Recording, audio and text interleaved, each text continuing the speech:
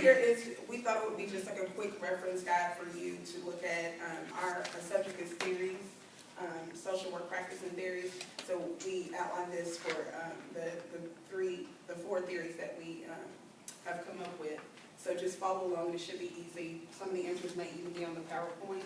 We try to synthesize the information as much as possible so that it wouldn't be an overload and hard to understand. Yes, just adding on to that, that social work practice is based on theory, as we know, and the buzzword that he gave us is theories and explanation of how people function as individuals and families and groups and communities, and the ways that social workers can intervene to improve the well-being of these people. So now we're going to talk about four different theories, prominent theories. There are more, but we picked some of the top ones that really inform the social work profession. Okay, so I'm going to talk about behavioral theory. Basically, to start off with, behavioral theory is classified into two different categories, which are classical conditioning and operant conditioning. You guys have probably heard of Ivan Pavlov, which is a key figure in classical conditioning. He did an experiment called Pavlov's dog. Have y'all heard of that? Okay. So basically what he did was he conditioned this dog to, at the sound of a bell, salivate, because he associated the bell with food.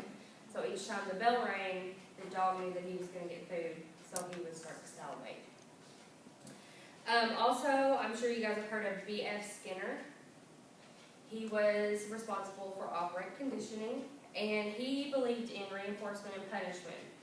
And the best way for me to describe this to you all, I think, is if a child acts out or does something unacceptable that the parent sees unacceptable, they're going to either, get a timeout or, something taken away as a punishment.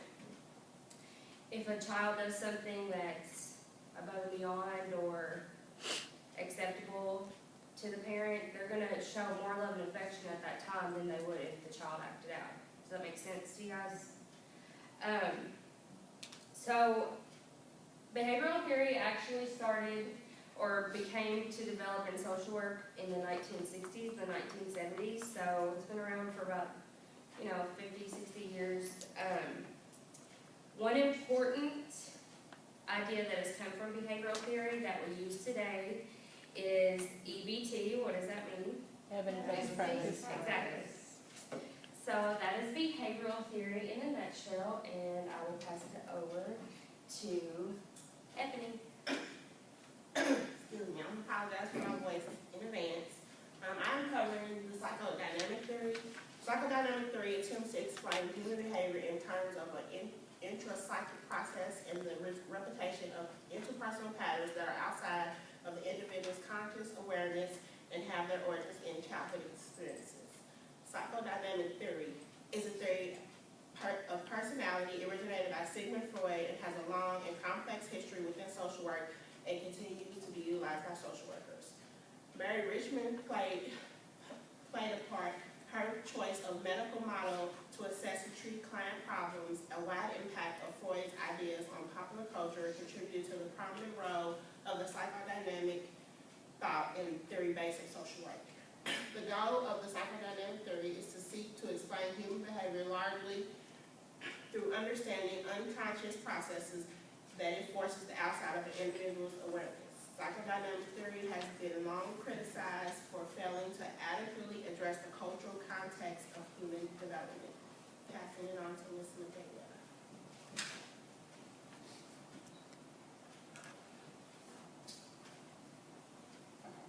Mine was critical social theory.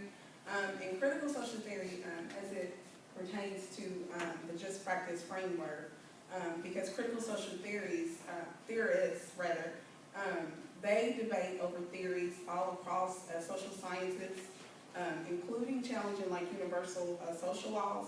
So when we talk about it in reference to today's work, we're talking about it in regards to the just practice framework and how it wants us to think about social justice work. So it includes a range of perspectives, and they all have a form of knowledge related to power, dominance, other themes that can form the way we think about social justice itself. 4 concepts needed to understand critical social theories are on the board listed, the 4 concepts. They include, well, the perspectives include feminist, post-cultural, postmodern, and critical race theories. But the 4 main concepts, discourse, domination, globalization, and oppression, those are needed to be able to understand critical social theory as it relates to the just practice framework. All of these concepts really are concepts that we always talk about in class, that take us out of our comfort zone because they deal with so many aspects of knowledge and power and domination and all sorts of, I guess, factors that can make us uncomfortable, but as we all know, that's part of the social justice process. And when we talk about discourse is, usually when we think of discourse, it's typically thought of language and words, but here we talk about the power of words and the relationship with the way knowledge is constructed, and it could create some inequalities in the way it is constructed rather. A good example is like the word welfare. Why is it that welfare only pertains to certain social benefits, certain kind of social benefits? Welfare, everything is not welfare. It pertains to particular sorts of benefits that are given through governmental systems. Another example, a key person that the book points out is Leslie Margolin, and she talks about the original clients of social work, the foreigners that came to America in the 20th century, and how they were not able to look at their records and how only certain people were basically approved to view the records. And so it talked about clients and their problems, and it really, the way that I guess the book describes it is it made them subordinate subjects rather than I guess, allowing them to be part of the transformative process that we know social work is today. Record keeping is what created the differential distribution of power, because, if I'm a social worker and I'm the one writing everything down and you can't see it, then who's to say what it's conveying?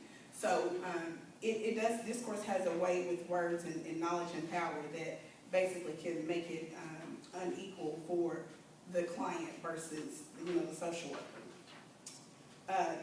When it talks about domination, a key person in the book, Antonio Gramsci,